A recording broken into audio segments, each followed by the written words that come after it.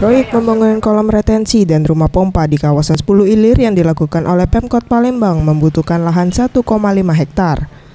Untuk itu, pemerintah telah bernegosiasi dengan warga dan melakukan pembebasan lahan serta memberikan ganti rugi lahan warga sekitar yang terkena proyek sebesar 3 juta per meter. Menurut Firman Syah, selaku Ketua Mushola Wasilah 10 Ilir yang ditemui Minggu 14 Februari 2016 menjelaskan, setidaknya ada 4 rukun tetangga yang lahannya akan dibebaskan dan baru 28% warga yang mendapatkan ganti rugi. Warga yang telah mendapatkan ganti rugi mulai meninggalkan rumahnya. Namun bagi warga yang belum mendapatkan ganti rugi hanya bisa menunggu tanpa adanya kepastian waktu pembayaran.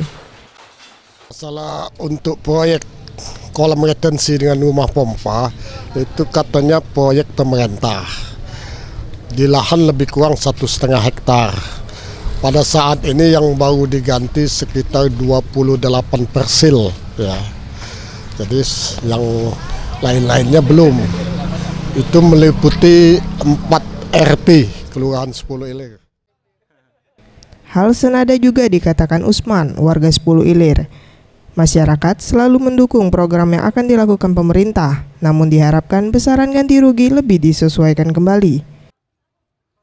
Kami ini kan sebagai masyarakat tidak akan menghalangin yang namanya pekerjaan pemerintah, asal gantinya itu kan sesuai, Mbak.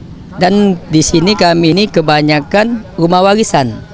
Dan apabila dapat sedikit, kemana kami akan pergi, Mbak? Kan sekarang ini harga tanah mahal, rumah kan.